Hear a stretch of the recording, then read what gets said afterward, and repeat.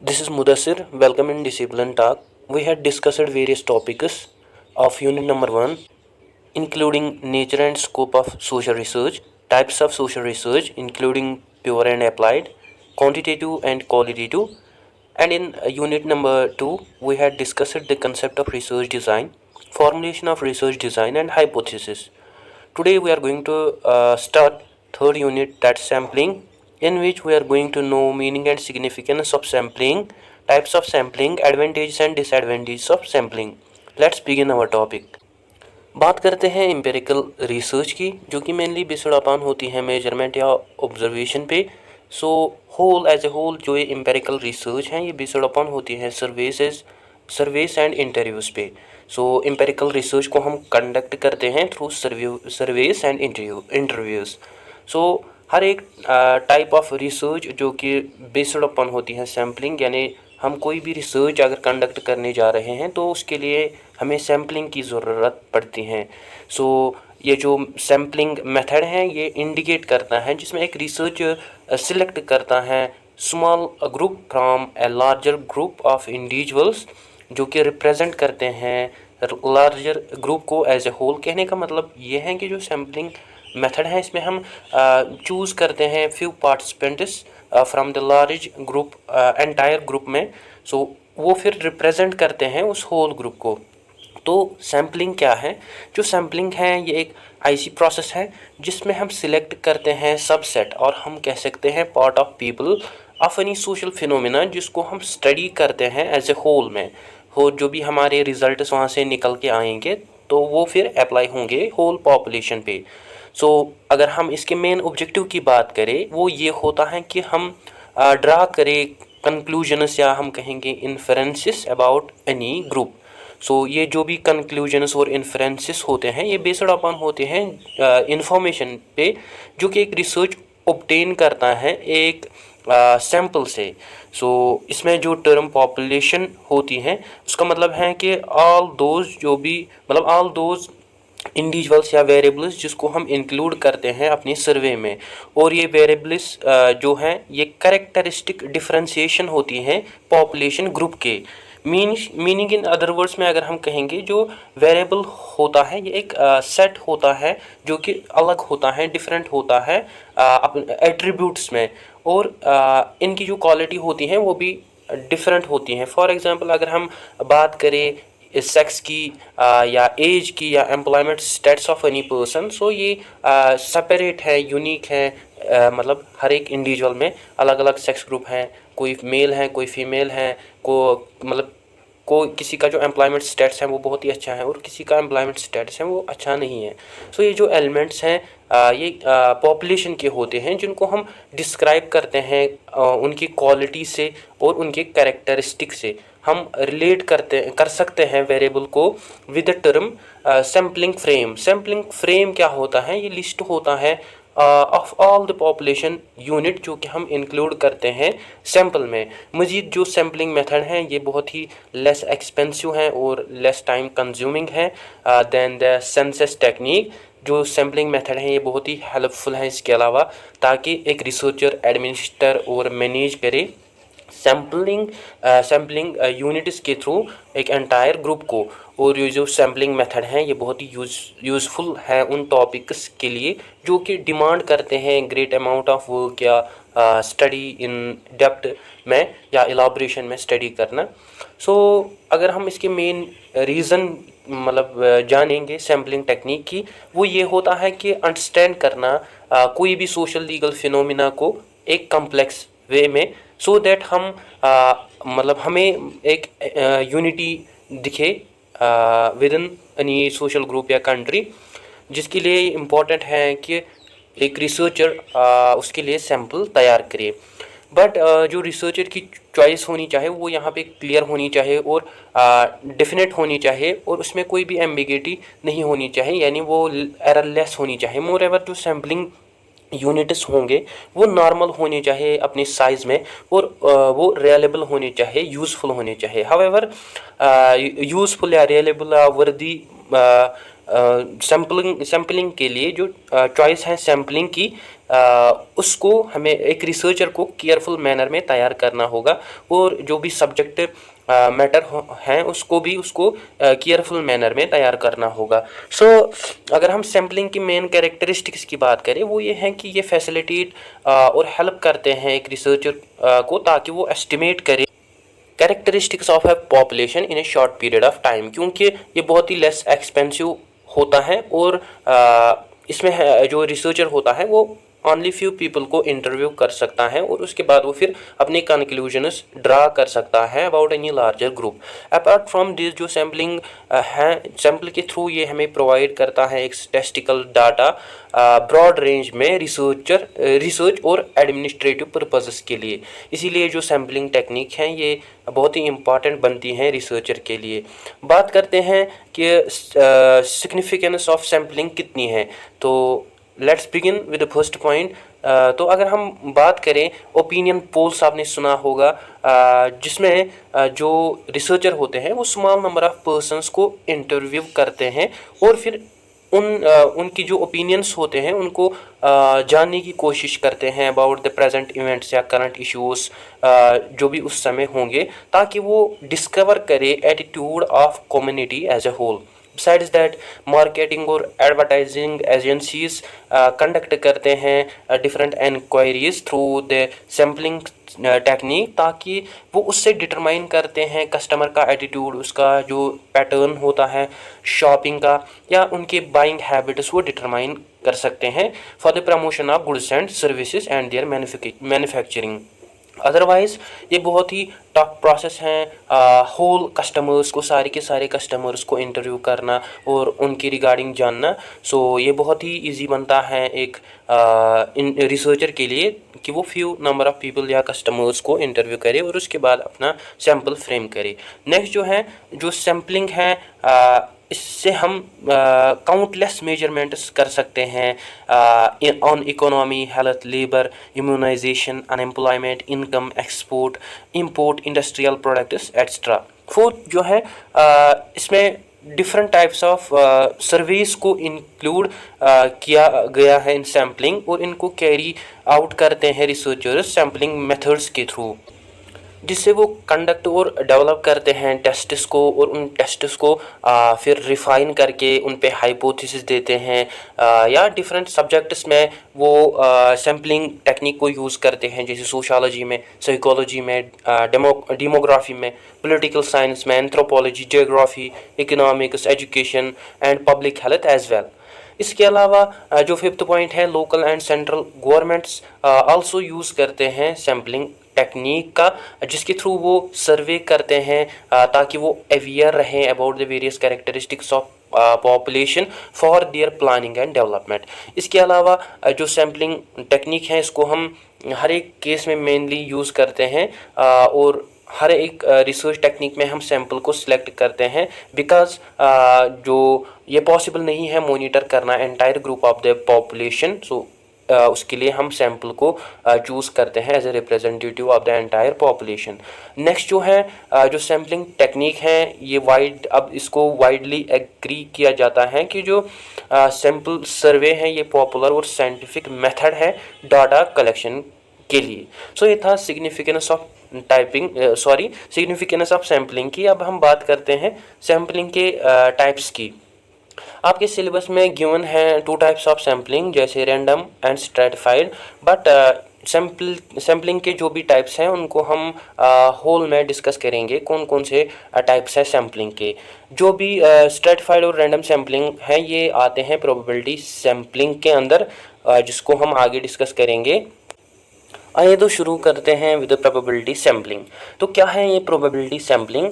इसको हम रेफ़र करते हैं जिसमें हम सिलेक्ट करते हैं सैम्पल को रैंडमली, यानी हम इसमें जो इंडिविजुअल यूनिट्स हैं उनको हम रैंडमली सिलेक्ट करते हैं। इसमें ईच यूनिट ऑफ पॉपुलेशन को इक्वल चांस होते हैं सिलेक्शन होने के लिए एक सैम्पल में। फॉर एग्जांपल, अगर हम एक सैम्पल चूज़ करना चाहते हैं अपने रिसर्च के लिए, तो हम उसके लिए फॉर एग्जांपल कॉलेज गए।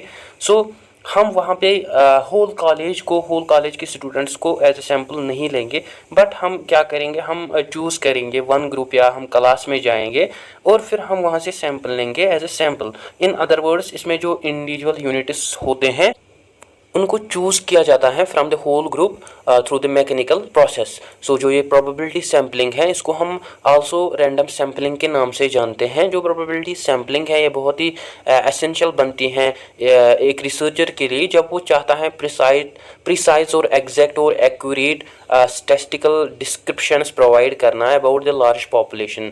Example, percentage of unemployed population कितनी है, या हम मतलब किस कैंडिडेट या किस पार्टी को वोट करेंगे। सो ऐसी प्रिसाइज और एग्जैक्ट स्टैटिस्टिकल डिस्क्रिप्शंस के लिए हम यूज़ करते हैं।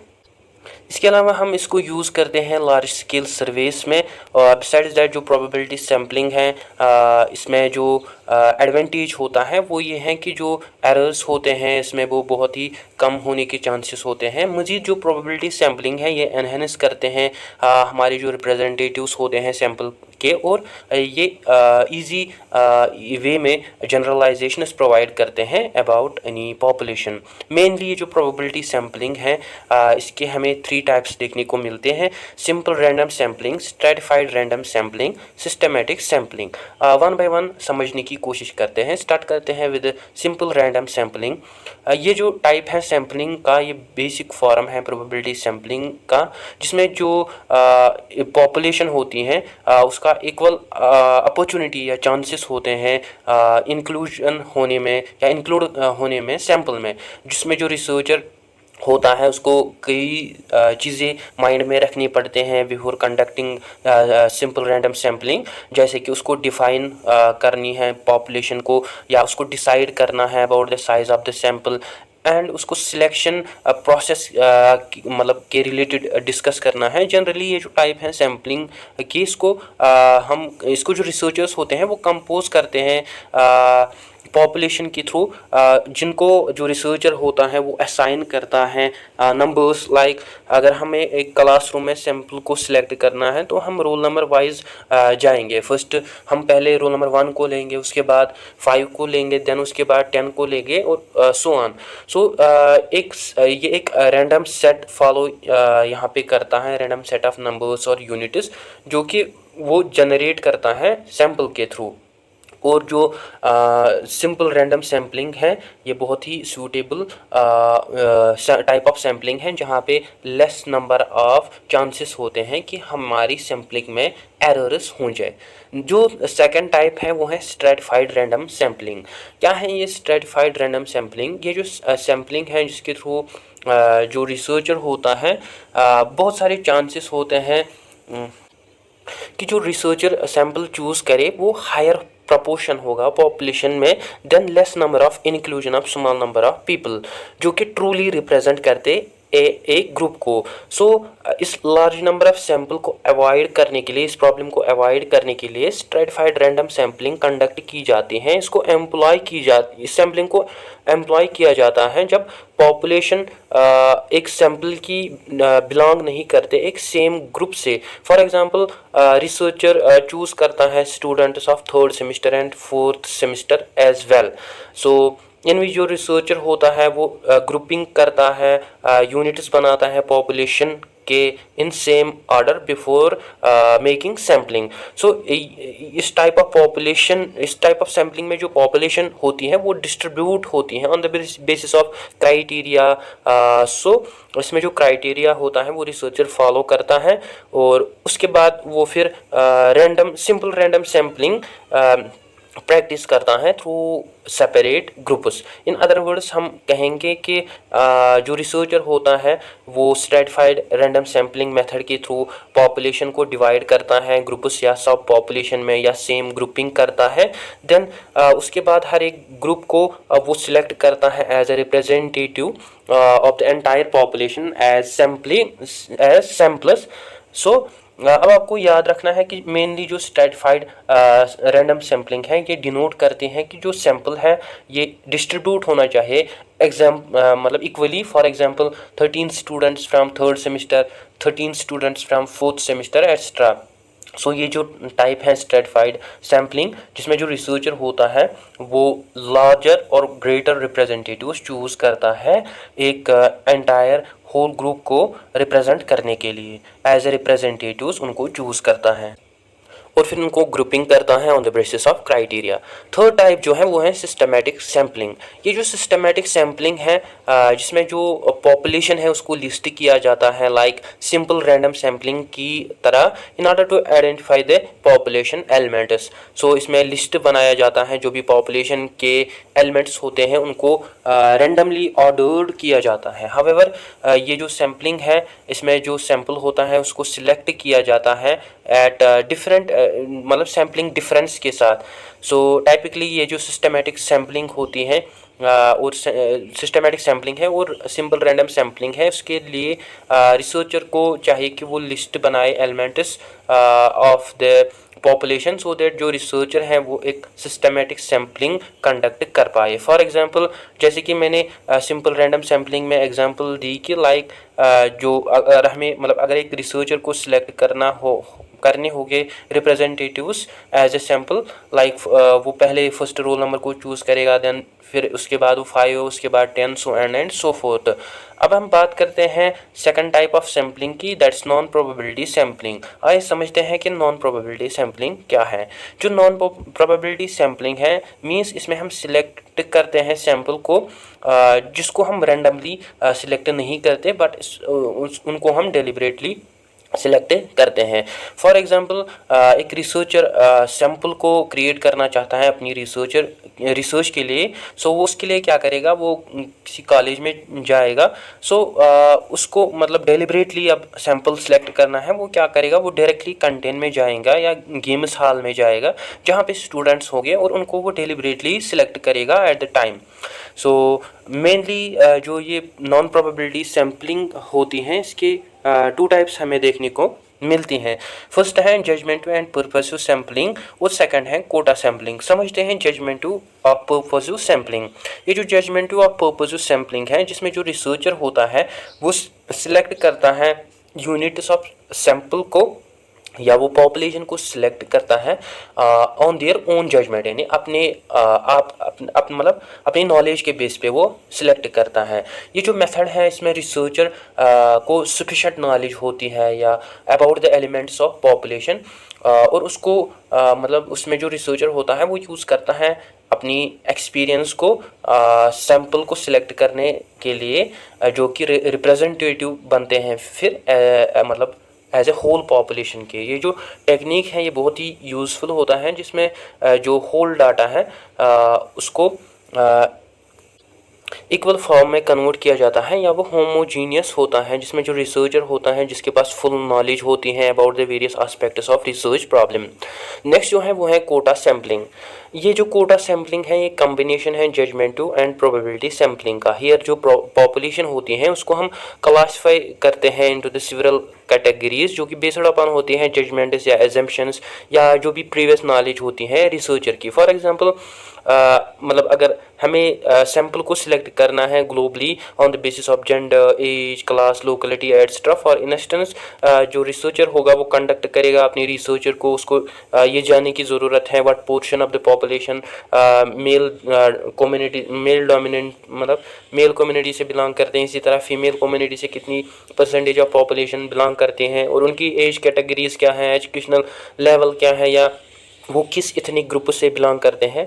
मेनली जो यहाँ पे जो रिसर्चर का मेन एम होता है वो ये होता है कि प्रोड्यूस करना सैंपल को जो कि रिफ्लेक्ट करेगा एक लार्ज पॉपुलेशन को या एक प्रपोर्शन ऑफ पॉपुलेशन को डिफरेंट कैटेगरीज में। मेनली जो कोटा सैम्पलिंग है ये बहुत ही क्विकर, चीपर देन है प्रोबेबिलिटी सैम्पलिंग। अब तक आपको क्लियर हुआ होगा कि जो सैम्पलिंग है ये एक ऐसी टेक्निक है जो कि रिसर्चर्स यूज़ करते हैं डाटा कलेक्शन करने के लिए इन इंटेंसिव वे में और एग्जॉस्टिव वे में।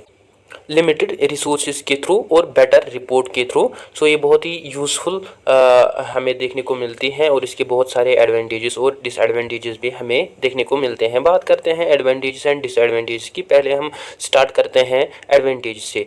लो कॉस्ट ऑफ सैम्पलिंग, पहला ही एडवांटेज। जो रिसर्चर होता है वो अगर सैंपल का जो प्रोपोर्शन या साइज होगा या पॉपुलेशन होगी है सैंपल की, वो मतलब संभाल रखेगी, तो सिमिलरली उसका जो कास्ट होगा, उसका जो एक्सपेंडिचर होगा सैम्पलिंग पे, वो बहुत ही कम होगा, जो कि एक बहुत ही बिग एडवांटेज है सैम्पलिंग का।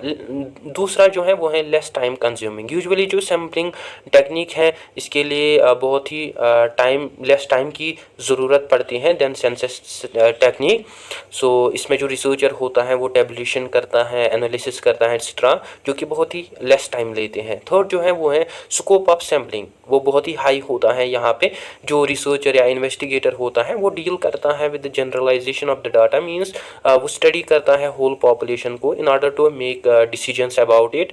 फॉर एग्जांपल अगर पॉपुलेशन लार्ज होगी देन उनके जो कैरेक्टरिस्टिक्स होंगे उनको हम इजीली मेजर नहीं कर पाएंगे, बट थ्रू ये जो प्रोसेस है सैम्पलिंग की, इजीली हम सैंपल वहाँ से चूज़ कर सकते हैं और उन पे हम कंक्लूजन्स ड्रा कर सकते हैं, जनरलाइजेशंस ड्रा कर सकते हैं जब हम स्टडी करेंगे वेरिएबल्स ऑफ द पॉपुलेशन को। फोर्थ जो है वो है एक्यूरेसी ऑफ डाटा, वो बहुत ही हाई यहाँ पे देखने को मिलती है। जब एक रिसर्चर एक सैंपल को मेक करता है, बनाता है, तो ये बहुत ही पॉसिबल होता है उसको डिटरमाइन करना एक सैंपल का वैल्यू, जो कि रिप्रेजेंट करता है एंटायर ग्रुप को एज ए होल। सो यहाँ पे बहुत ही हाई डिग्री ऑफ एक्यूरेसी हमें देखने को मिलती है, बिकॉज इसमें जो रिसर्च का एरिया होता है या रिसर्च सैंपल का साइज़ होता है वो बहुत ही लिमिटेड होता है। सो ये जो सैम्पलिंग स्टडीज़ हैं इससे हम एक एक्यूरेट और रीजनेबल डाटा को क्रिएट कर सकते हैं। फिफ्थ जो है वो है ऑर्गेनाइजेशन ऑफ कन्वीनियंस। क्या है ये ऑर्गेनाइजेशनल कन्वीनियंस? वो ये है कि जो भी ऑर्गेनाइजेशनल प्रॉब्लम्स हैं सैम्पलिंग टेक्निक के अंदर वो बहुत ही कम है। मीन्स जब सैंपल स्मॉल होता है साइज़ में या वास्ट फैसिलिटीज़ अवेलेबल नहीं होती हैं, देयरफॉर जो सैम्पलिंग टेक्निक है ये इकोनॉमिकल है in terms of resources. So sampling की स्टडी करने के लिए लेस स्पेस और लेस इक्विपमेंट्स की ज़रूरत रिसर्चर को पड़ती है। सिक्स जो है वो है इंटेंसिव एंड एग्जॉस्टिव डाटा।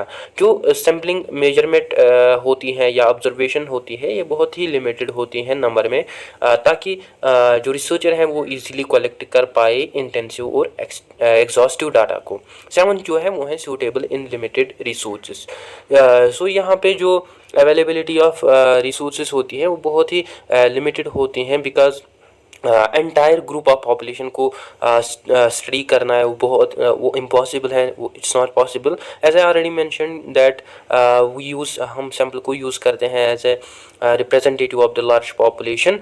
सो ये जो पॉपुलेशन होती है ये सेटिस्फैक्टरली कवर्ड करनी चाहिए, मतलब इसमें जो एलिमेंट्स है वो सारे कवर होने चाहिए सैम्पलिंग टेक्निक के थ्रू, जहाँ पे एक रिसर्चर लिमिटेड रिसोर्सेज का यूज़ करता है जो कि सूटेबल होता है एक मार्केटिंग रिसर्च को कंडक्ट करने के लिए भी। एट्थ जो है वो है बेटर रिपोर्ट।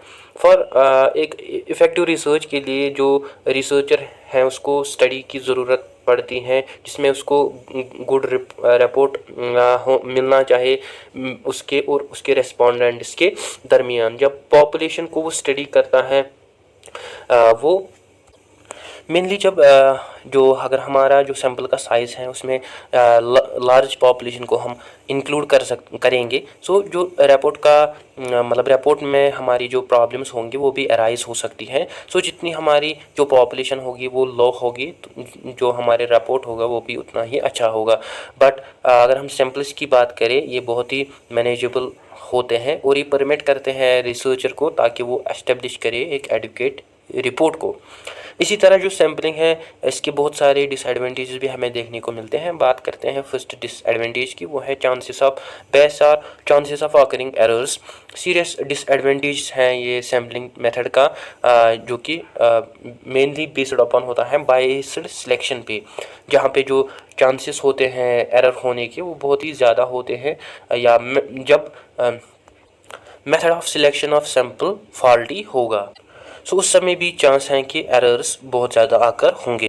सो मेनली हम ये कहेंगे कि अगर हमारे सैम्पल्स स्मॉल होंगे वो मोर रिलायबल हो सकते हैं then there large samples.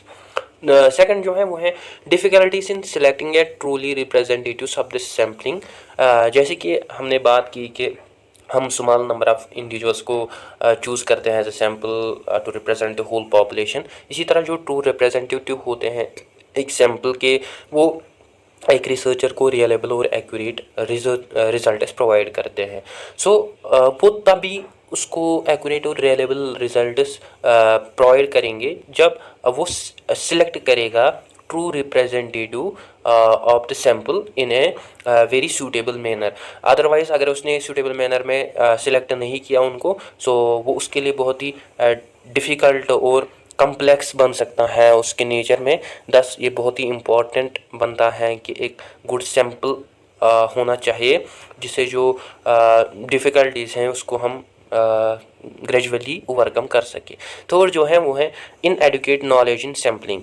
So sampling method के लिए जो रिसर्चर हो मतलब होना चाहिए उसको एक प्रॉपर नॉलेज होनी चाहिए अबाउट द स्पेसिफिक सब्जेक्ट। जब वो रिसर्च रिसर्च कंडक्ट करता है, सो उसके लिए बहुत ही स्पेशलाइज्ड नॉलेज को उसकी ज़रूरत पड़ती है। जब वो लैक करता है specialised knowledge about any project, he may commit serious mistakes while conducting research. Consequently ये जो रिजल्ट्स होंगे वो मिसलीडिंग होंगे उसकी रिसर्च को।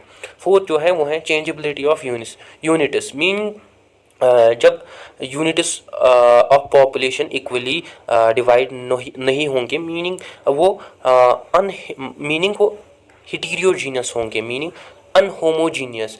सो जो सैम्पलिंग टेक्निक है वो बहुत ही अनसाइंटिफिक हो सकती हैं तब जब जो पॉपुलेशन है यूनिट्स ऑफ पॉपुलेशन है वो इक्वली डिस्ट्रीब्यूटेड नहीं है। फिफ्थ जो है वो है इम्पॉसिबिलिटी ऑफ सैम्पलिंग। सो ये जो सैम्पलिंग टेक्निक है इसमें जो रिसर्चर होता है वो चूज़ करता है representatives as a sample.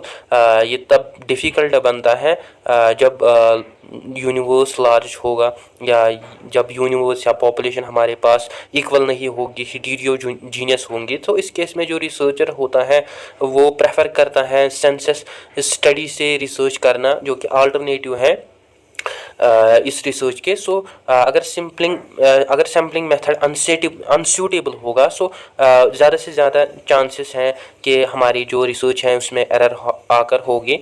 Even if अगर हम सैम्पल एक केयरफुल कंसिडरेशन के साथ भी यूज़ करें तो फिर भी उसमें एरर्स आ सकते हैं। सो गाइस ये था आज का हमारा टॉपिक। आई होप आपको अच्छे से क्लियर हुआ होगा।